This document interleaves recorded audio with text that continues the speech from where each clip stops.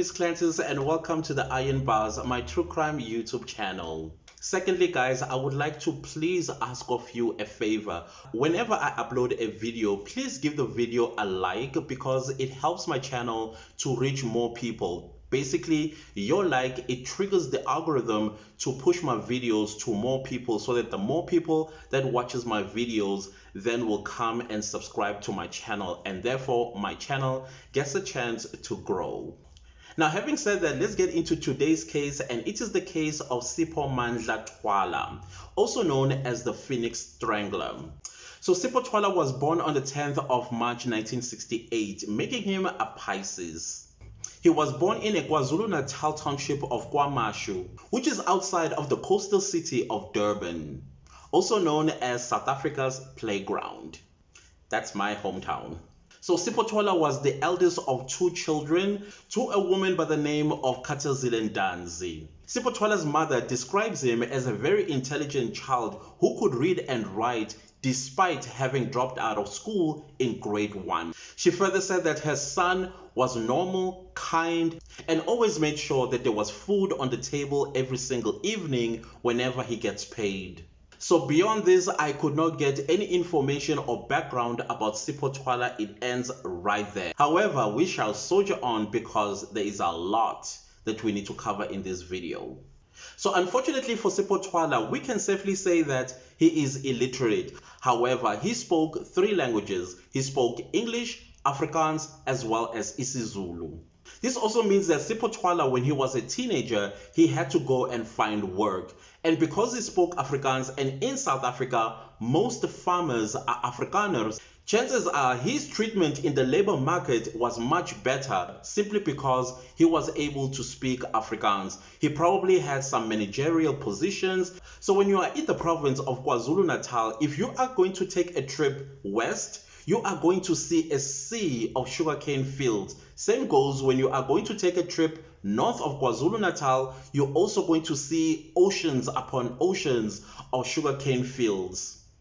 If you are in the city of Durban, sometime in the year, you will smell the process of sugarcane turned into sugar. If you know how brown sugar smells like, that is how the city of Durban will smell like. It will be as sweet as brown sugar. And I used to enjoy the smell for some weird reasons. And I used to love being in Durban around the October, November period because I think that is the time where you will get that smell. It was coming from the sugar factory called Hewlett, which was based just on the outskirts of the city of Durban near the Durban Harbor. So Sipho Twala was one of the sugarcane farm workers that worked not too far from where he stayed. This particular sugarcane field was on the outskirts of a suburb called Phoenix, Mount Edgecombe, as well as KwaMashu and Besting. So the sugarcane plantation used to be somewhere in between these suburbs. So in 1994, Sipho Twala was accused and arrested by an unidentified woman who said that he had her.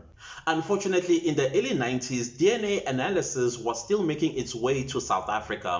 By 1994, the DNA analysis was still in its infancy. So police were encouraged that whenever they collected evidence, they needed to collect DNA evidence as well. That was going to be stored in the police evidence room so that when the DNA analysis developed or established well enough, they can use the blood samples that they have stored to match the DNA of an accused if they had been let out. And if the DNA matches, that is when they are going to fetch the accused and then prosecuted. However, in Sipho Twala's case, he was found not guilty, and as a result, he was acquitted for the accusation of this unidentified woman. Unfortunately for the state, Sipho Twala could not be brought back to the court and be prosecuted if the DNA did match the one that was collected from this unidentified woman, because it would have been a violation of double jeopardy. So basically, double jeopardy, it is when an accused is brought before a court, prosecuted, then the court acquits the accused, therefore meaning that the accused cannot be brought back and be prosecuted for the same crime that they had been prosecuted previously and they were not found guilty for. So the police had to let this one go. However, this DNA evidence would come in handy at a later stage.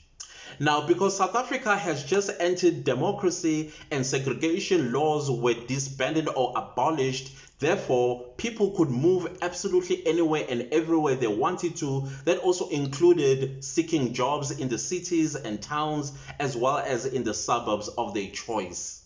Unfortunately, that also opened the door for serial killers to take advantage of the fact that many people, particularly women, leaving their homesteads as well as townships and rural areas to go and look for work in big cities like Johannesburg, Durban, Cape Town, PE, and so on and so forth. Some black people decided to further their studies by enrolling themselves into universities that they could not enroll at during the apartheid era, simply because they understood that the future of South Africa was going to be a future of skilled laborers, and so they did not want to be left out in the cold when that started to happen. So on the 5th of March 1996, a woman by the name of Thandi Majola, who is a dressmaker in an informal settlement of Bambayi, which is outside of the township of KwaMashu. She was walking along the North Coast Road when she met a man who struck a conversation with her. In the conversation, the man asked Thandi if she was looking for a job. Thandi said, "Yes, I am looking for a job because my dressmaking business is not bringing me money at the moment." That is when the man offered Thandi a job at a hotel that he works at. And the hotel's name was the Four Seasons in Durban, which is situated at the Durban beachfront. Thandi wanted to know more information about this job. That is when Sipho told her that the hotel is looking for new cleaners, and they had given him the responsibility to find people that may want a job at the Four Seasons Hotel. When the woman heard this, she thought, fine, that is exactly what I am looking for. It doesn't matter what kind of a job, as long as I'll be able to earn some money and take care of my children as well as my other extended family. So because it was still in the morning time, that is when Sipho said, then we need to go there right now, get yourself registered and start working from today. The woman thought, okay, then let's go. So as they were going, Sipho told the woman that they would have to go through a sugarcane field in order for them to take a shortcut to Durban, to the city of Durban, straight to work. The woman had absolutely no problem. Plus, she did not have money for taxi for herself as well as the man to the city of Durban. So as they were walking through the sugarcane field and they got far enough, that is when Sipho took a stone and struck Thandi at the back of her head. She fell to the ground and going in and out of consciousness. When she came to realizing what was happening to her, she tried to fight. She managed to push him and overpower him. And when she did that, she managed to escape with her life. 11 months later, around February 1997, sugarcane farm workers were busy working in the sugarcane field when they came across a very gruesome discovery. Her hands and feet were tied behind her with what looked like pieces of her undergarment. She also had a ball of cloth that was shoved in her mouth, probably to muffle her not to make any sound while she was getting killed. Unfortunately, this body was burnt beyond recognition. The reason why her body was burnt, remember in my previous case, I spoke about sugarcane. At some point they are set alight. I did find out the reason why the sugarcane field are set alight. Apparently, the reason why sugarcane fields are set alight is to chase away venomous snakes, rats, and other creatures that may be living in the sugarcane field. And the sole purpose of that is to ensure that the workers are not harmed in any way by the creatures that may be living in the sugarcane field. The sugarcane farm workers wasted no time and called the police, who came there within minutes and came across this badly decomposing body of a partially naked woman. Unfortunately, the body was so badly decomposing as well as burnt, the detectives could not tell the race of the deceased. So the police were able to tell that the body was of a woman because not far from her body there was a torn petticoat and other undergarments that were also discarded not too far from her body. The police were also discouraged and frustrated at the fact that the body had no evidence for their investigations. On the 14th of April 1997, a 24-year-old Hlengiwe Mfeka was coming from the shop excited, ran to her house which had her mother and two of her elder sisters and announced to them she has found a job. She was so excited she needed to dress up and go with this man and go to this job that this man had offered her at a hotel. This time it was not the Four Seasons, but instead he offered her a job at the Holiday Inn, also situated at the Durban beachfront. Now, Hlengiwe's elder sister, Rachel, was like, hold on a minute, there is no way that somebody will just approach you from nowhere and offer you a job at a prestigious hotel like the Holiday Inn. So she went outside suspiciously to take a look at this man, and when she got to the gate and looked at him, the man did not look anything like a job recruiter. He looked nothing like a person who worked at a prestigious hotel like the Holiday Inn. She went to him and inquired a few things, almost insulting him and saying, you looking like this, you are a job recruiter for the Holiday Inn? There is no way. He looked so raggedy, he looked almost like a hobo. And so Rachel was like, I am not comfortable with you taking my sister anywhere, because how do we know you are not a killer? But the man was able to convince Rachel that indeed there was a job offer for women at the Holiday Inn, because the Holiday Inn was looking for new cleaners. Unfortunately for Rachel, because Hlengiwe wanted a job, she had a daughter. And she reminded Rachel that if I get a job, I will be able to take care of my child. Reluctantly, she allowed her little sister, Hlengiwe Mfeka, to go with this suspicious looking man. Now, at the Mfeka household, there was a discussion between the two sisters and their mother, and they were telling the mother that there is no way that that man is a job recruiter. He didn't look anything like a person that has a job to offer for people, when he himself looks like he needs a job, and so he can earn some money and buy decent clothes. That is when Rachel's mother was like, go after this man and bring back my daughter. Unfortunately, when she ran out, they had disappeared and she had no idea where they had gone. So they had like this unsettling feeling, even though they could not find the sister as well as this man. So they just hoped for the best that indeed this was a job and she was going to return home, having been registered, and also has started working for the Holiday Inn. Oh, that was the last time they will see their sister and daughter alive again.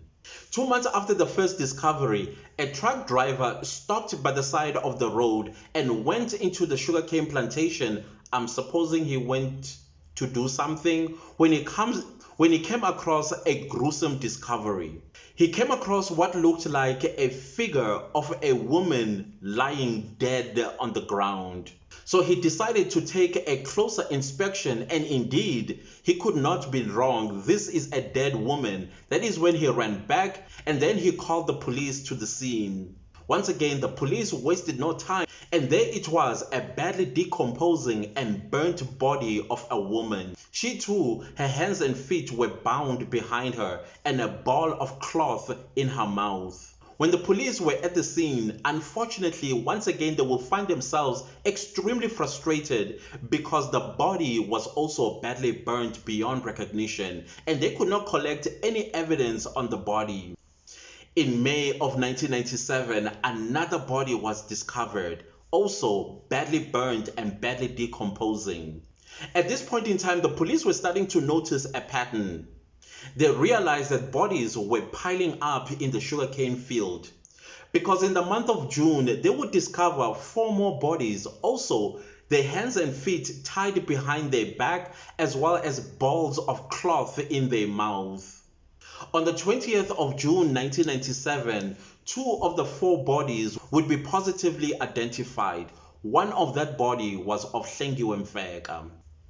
It was Hlengiwe Mfeka's mother who had gone to the mortuary to identify her, even though she was badly decomposed. However, her mother could tell that this was her daughter because the previous Sunday she had braided her hair, and she knew the style of braiding she had done on her hair, and that was the exact braiding that this body had on her head. That is how she knew this was her daughter, lying on the slab of the mortuary with maggots running all through her body, badly decomposed. Now, the discovery of Hlengiwe Mfeka's body was much needed break for the police, because the police went to Hlengiwe Mfeka's home to find out exactly what had happened to Hlengiwe. And that is when the family told the police that a man had offered Hlengiwe a job, and Hlengiwe had brought the man to the house, and Rachel and the sister Grace did speak to the man, and they were very suspicious of him. He looked nothing like what he had said he was. So the police wanted to know what exactly did he tell Hlengiwe, and that is when the sister said he offered her a job at the Holiday Inn Hotel at the Durban beachfront. That is when the police discovered the perpetrator's modus operandi. Just like Thoza Miletaki, as well as Moses Sithole, as well as all the other serial killers that I've covered in this channel, they all offered women jobs, and then they would pretend to take these women to this so-called job, and when they get to a particular point in the wilderness, and murder these women. On the 23rd of June 1997, the body of 12-year-old Gapsile Buthelezi was found in the sugarcane field. Gapsile was found on the same day she went missing. Now, I'm not sure how he managed to lure a 12-year-old girl. I suspect that the girl did not live far away from the sugarcane plantation, so when he saw her, he dragged her into the sugarcane field, and that is when he did what he did to her. Gapsile Buthelezi would be the youngest victim of this man. So now at this point, 7 bodies had been discovered in the same sugarcane plantation. That is when the police decided, you know what, we need to escalate this case to the Durban squad. They will take over and investigate and find the perpetrator as soon as possible with their expertise. The Durban squad was led by Superintendent Philip Veldhuizen. Veldhuizen had special training in the whole world of serial killers. He had to devise a way to catch the serial killer. When Veldhuizen was handed this case, he contacted South Africa's top profiler, Mickey Pistorius. Veldhuizen and Mickey Pistorius both agreed that the murders were done by the same man. You know, when I was researching this case, I could not stop thinking about Hlengiwe's mother when she had to go and identify the body of her child, who did not look anything like her child, because all she could see on that slab was bones, maggots, and a smelly body of her child. I just cannot imagine how she must have felt. I cannot imagine what she's going through to this very day, because that stuff can mess with you mentally. So as South Africa's democracy was beginning to mature, Dr. Mickey Pistorius noticed that the rise of serial killers was becoming prevalent, and she wanted to get to the bottom of this so that it is curbed once and for all. So by the time the 11th body was discovered, that is when Mickey Pistorius as well as Veldhuizen decided to go into the archives of the SAPS, which is our South African Police Service, and find and look if the perpetrator may have committed other crimes in the past, particularly of rape. And they must look for cases that were unsolved, maybe did go to court, then the court threw it out, but the perpetrator never served any prison term. So on the 12th of July 1997, the 11th body is discovered. So when Veldhuizen and Mickey Pistorius looked at all the victims, they realized that the killer was targeting women in their early 20s and early 30s. So they started making a profile of the serial killer, and then they realized that he too was of the similar age and came from the same race as his victims. The other thing that Veldhuizen and Mickey Pistorius noticed was the fact that the strangler will kill women within the 3-kilometer radius of the Phoenix sugarcane fields, which was between Phoenix and Mount Edgecombe. That is when this man was then called the Phoenix Strangler, because all the murders took place near the township of Phoenix. So some of the things that they noticed on the 11th body was the fact that the body had been dumped at least 2 weeks prior. Although it has started the process of decomposition, however, it was not burnt. So the police felt some sort of relief. They managed to look into the body and try to abstract as much as they could, hoping that they would hit something in terms of sperm or something that may come from the perpetrator. That way they will be able to identify the perpetrator. Miki Pistorius, as she was continuing to profile the possible serial killer, she noticed that few of the things that she noted was that the serial killer is interracially, meaning that he would kill within his own race unless motivated by other factors to kill a different race. She also noted that the serial killer, because he seems to be smart, he knew exactly that if he removed the evidence from the bodies that he had murdered, the police will find it difficult to find him. Pistorius then noted that the perpetrator, it's possible that he has formal education up to high school, and he will also have an above average intelligence.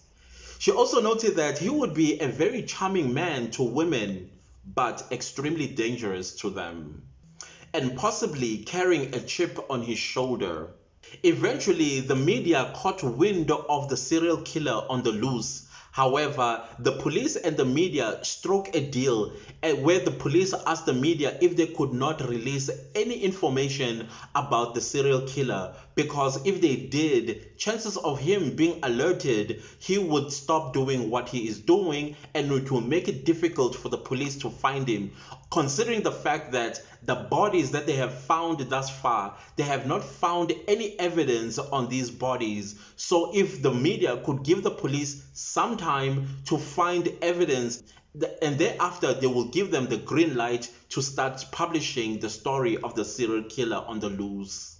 Fortunately, the media did hold back, but only for a while, because the story was news to them in KwaZulu-Natal and also in the public interest if something of this nature was taking place in KwaZulu-Natal. So the serial killer was aware that the police were after him, so he continued to kill more women. For some reason, I think he got arrogant and confident. The fact that he was not getting caught and yet the police were on his trail, it sort of gave him some kind of boost or some kind of arrogance. I'm not sure, because he doesn't stop killing. So after the police were done speaking to Hlengiwe Mfeka's family, that is when the identikit of the possible serial killer was made public. That is when the media went on a frenzy reporting about a serial killer on the loose. On the news, people were told to be careful about people approaching them, promising them jobs, because that could possibly get them killed. People were warned to be extremely careful, especially women being approached by men offering them a job. The story, of course, became national news, and it was all over the country, and women across the country were being warned to be careful. So on the 31st of July 1997, the Durban Murder Squad then decided to scour the sugarcane fields of Phoenix, Mount Edgecombe, as well as other places where they had sugarcane field, and look and search if they could find any more bodies. Few hours into their search, they discovered 2 more bodies of women. Also, their hands and feet tied behind them with a ball of cloth in their mouth. So after the discovery of the 2 bodies, the police and the cadaver dogs went back home, but they returned the following day to continue where they left off.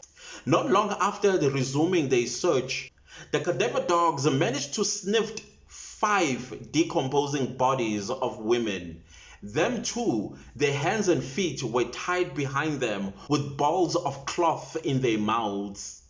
All the 7 women, their bodies were discovered meters apart, roughly around 15 meters apart. Is it possible that Thozamile Taki was a copycat? Because his modus operandi is the same as that of Sipho Twala, and then he also scattered bodies about 15 meters apart in the same sugarcane field. So of the 7 bodies that were discovered in the sugarcane field by the cadaver dogs as well as the search team, 4 of the bodies, they were positively identified, and these were their names. 21-year-old Phumzile Gumede, Mtombeni Ngcobo, 29-year-old Nokuthula Cele, and 30-year-old Banothile Dube. So Pistorius as well as Feldhazen, as they were working with the police in the sugarcane field, they noticed that the killer was becoming lazy and careless. Clearly, he was so confident and arrogant because he was not getting caught, he started becoming very sloppy, which was a good thing for the police, because I'm not sure if at this point in time he was trying to get the police to catch him, he wants to stop killing, I don't know, because apparently some serial killers, they will start leaving evidence behind so that they can stop killing by getting arrested or killed or whatever the circumstance might be. So is it possible that this man wanted to get caught? That is why he was starting to become sloppy and making mistakes. So one of the 7 bodies, the police had found a cigarette butt next to the body. They collected that as part of their evidence and wrapped it up and took it to the lab.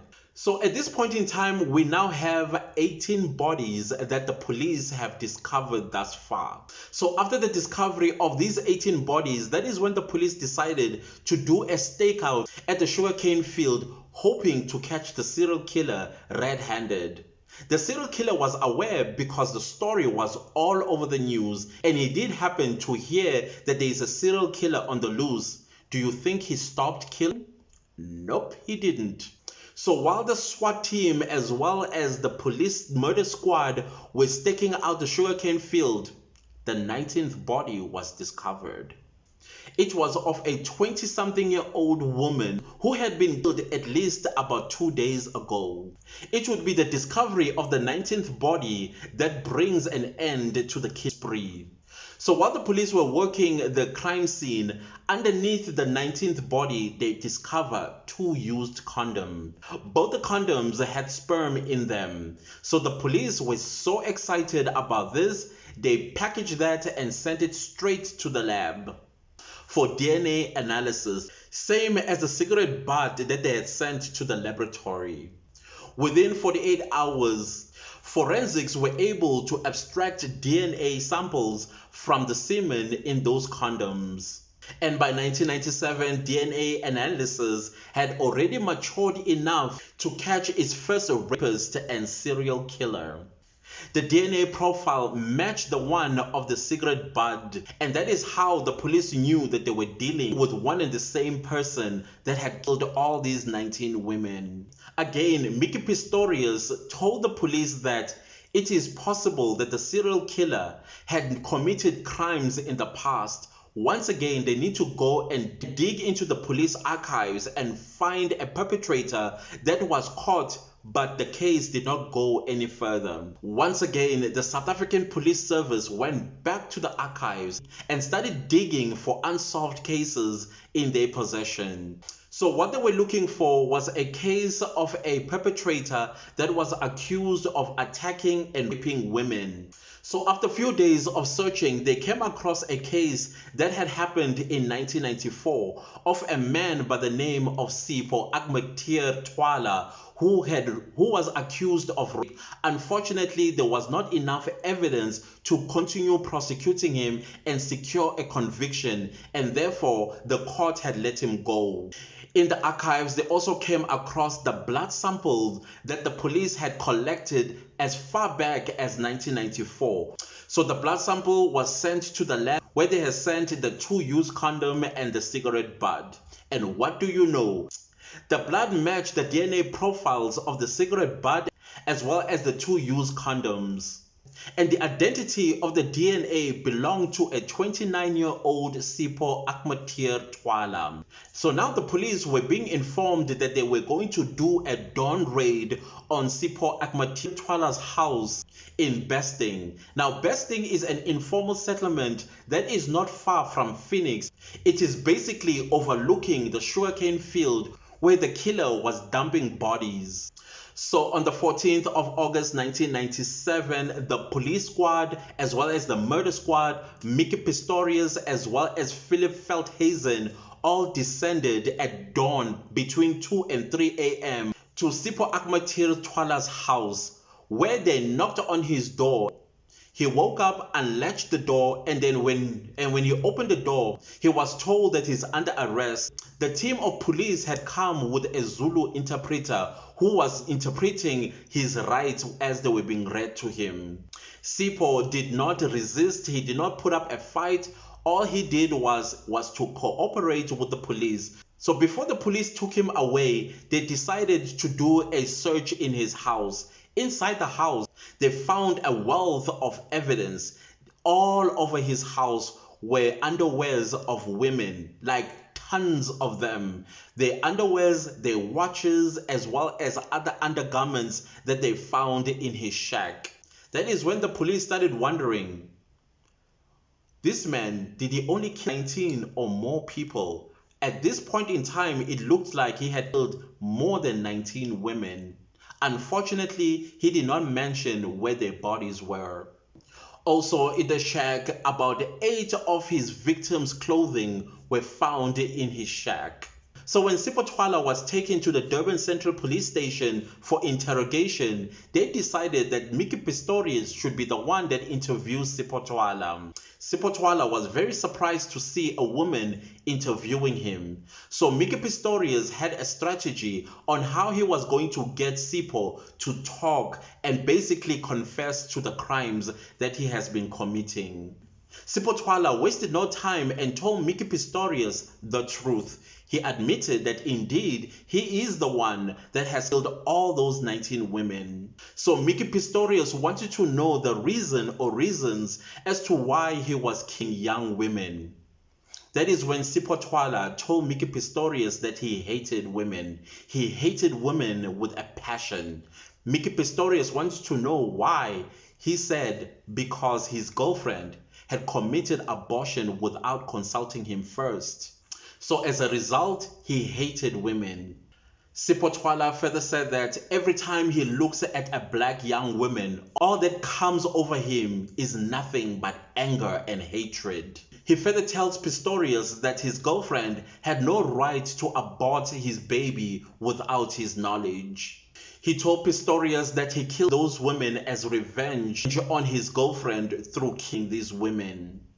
Upon hearing of this serial killer and the murder, Sipho Twala's mother and sister were shocked. They could not believe what they were hearing, that their own child and brother is the one that the news has been talking about all this time.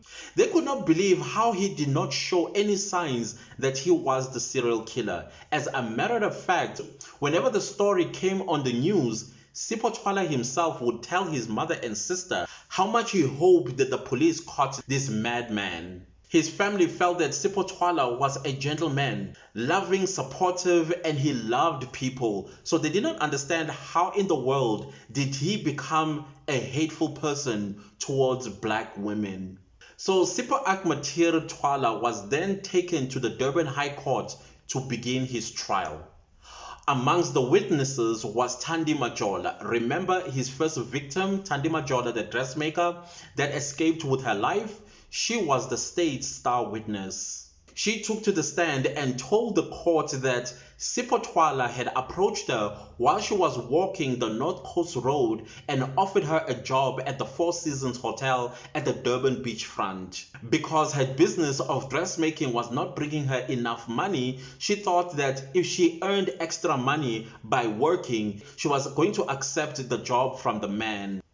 So when they got into the sugarcane as they were taking a shortcut to Durban, that is when the man she points at, Sipho Twala, started attacking her. He hit her at the back of her head with a rock. She fell to the ground and immediately went unconscious. And when she came to, the man was busy tying her hand behind her as well as her feet. And that is when she fought him off. And as he was trying to strangle her, that is when she started telling him and promising him that she was not going to tell on him. Please let me go. But he would not stop, so she managed to overpower him and ran away. Thandi Majola also said to the court that he did rape her. So it's clear that all the other women that he has murdered, he first raped them either post-mortem or when he had already tied them. I'm not sure, but it looks like he would hit them on the head while they're unconscious. He would tie the hands and feet behind them, and then he would rape them, or he would strangle, then rape them post-mortem. So on the 31st of March 1999, Judge Vivian Dunner finds Sipho Akmatir Twala guilty of 27 counts of murder that were leveled against him. He was also found guilty of 13 counts of rape. Of course, all the women in Durban, KwaZulu-Natal, as well as the rest of the country sighed a breath of relief. So the state sought for life without the possibility of parole. However, the court found Sipho Twala guilty of only 16 counts of murder and 13 counts of rape. So he was going to serve 30 years for each murder. He was also sentenced to 12 years per rape, 2 years for 7 counts of indecent assault, and 12 years for an attempted murder of Thandi Majola. So all in all, Sipho Twala was sentenced to 506 years in prison. Sipho Twala will never see the light of day as long as he is still alive in prison. Twala was sent to start serving his 506 years in prison at the Pretoria CMAX prison.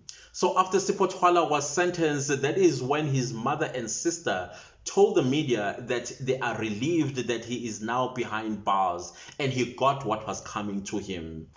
So when he was sentenced to 506 years, this is what Sipho Twala's sister said: "We are relieved that he has been sent to jail. Who knows? He may have turned against us one day." So this means that even the mother and sister did not trust him because he mentioned how much he hated black women. Well, that is it, guys, with the case of Sipho Twala, also known as the Phoenix Strangler. Once again, guys, I beg you to please like the video. If you are not subscribed to my YouTube channel, make sure to hit the subscribe button and don't forget to click the bell notification so that you do not miss out of any of my true crime videos. And please leave me a comment down below and let me know what you think of this case. And share this video far and wide. And I will see you next time with a new true crime video. Goodbye.